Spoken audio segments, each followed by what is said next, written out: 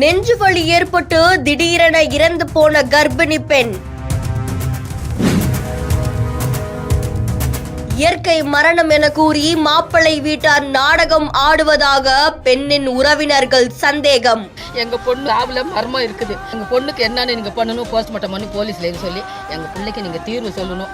தீர்வு சொல்லலைன்னா நாங்க விட மாட்டோம். அடக்கம் செய்ய தயாராக இருந்த பெண்ணின் உடலை கைப்பற்றி உடற்கூராய்வுக்காக எடுத்து சென்ற போலீசார்.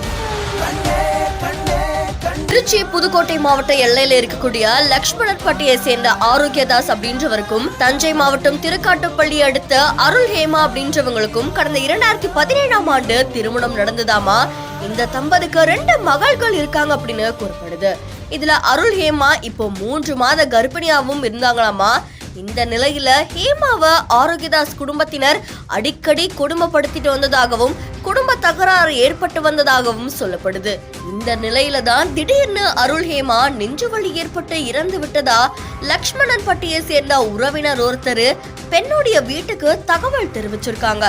இதை தொடர்ந்து பெண் வீட்டாரும் விரைஞ்சு வந்து பார்க்கும்போது ஹேமாவை ஃப்ரீசர் பாக்ஸ்ல வச்சு இறுதி சடங்குக்கு தயார் செஞ்சுட்டு இருந்தது தெரிய வந்திருக்கு. இத பார்த்து அதிர்ச்சி அடைந்த பெண் வீட்டு தரப்பினர் தன்னுடைய மகளுடைய உடம்புல காயம் இருக்கிறதாவும் அவங்களுடைய இறப்புல மர்மம் இருக்கிறதாவும் உடலை அடக்கம் செய்யக்கூடாது அப்படின்னு சொல்லி தடுத்ததால அங்க பரபரப்பு நிலவிருக்கு. இது குறித்து தகவல் அறிஞ்ச மாத்தூர் போலீசார் சம்பவ இடத்துக்கு விரைஞ்சு வந்து அந்த பெண்ணுடைய உடலை கைப்பற்றி உடற்கூராய்வுக்காக திருச்சி அரசு மருத்துவமனைக்கும் அனுப்பி வச்சிருக்காங்க.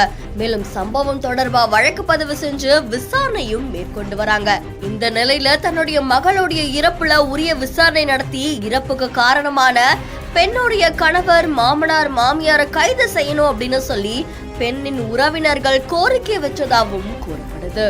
சார், அந்த பாப்பா வந்து எங்க அண்ணன் மாவோ நாங்கள் கட்டி கொடுத்து 6 வருஷம் ஆச்சு. அந்த பொண்ணு யாருக்கிட்டையும் செல்லைக்கு போகுது. எங்கள் ஊருக்கே வந்து 10-15 வாட்டி அடிச்சிருக்காங்க.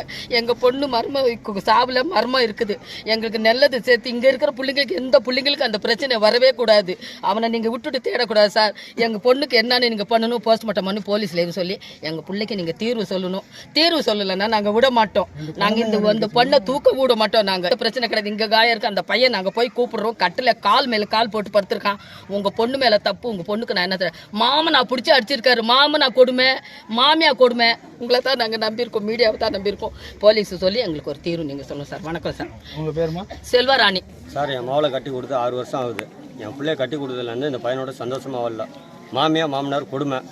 என் பிள்ளைய டெய்லி இந்த கஞ்சா குடிச்சிட்டு தண்ணி குடிச்சிட்டு வந்து ரொம்ப கொடுமைப்படுத்துகிறேன். 2 மாதம் வந்து வீட்டில் இருக்கேன். 3ஆவது மாதம் வந்து கூட்டிகிட்டு வருவேன். திருப்பி 1 மாதம் இருக்கேன். திருப்பி அடித்து போட்டு அந்த பிள்ளை புனைங்கிட்டு வீட்டுக்கு வந்துடும். இப்போ என் பிள்ளை திடீர்னு நெஞ்சு வலிக்கு செத்து போச்சுன்னு சொன்னாங்க. ஆனால் என் பிள்ளை வந்து நெஞ்சு வலியில் சாவலை. அந்த பிள்ளை வந்து கழுத்தில் காயம் இருக்குது. 3 மாதம் அந்த பிள்ளை முழுகாமல் இருக்குது. சரிங்களா? இந்த சாவில் எங்களுக்கு மரணம் இருக்குது. சரியான நடவடிக்கை எடுக்கணும். போலீஸ் தீர்வு வந்து அது என்னன்னு எங்களுக்கு தெளிவுபடுத்தி கொடுக்கணும். நீங்கள் போலீஸ் இது வரைக்கும் இல்லை. போலீஸ் கம்ப்ளைண்ட் அவங்க கொடுக்கல. அவங்க எங்களுக்கு தகவலே சொல்லலை. தகவல் என் பேர் வந்து குழந்தைய பொண்ணுக்கு வந்து சித்தப்பா. நான்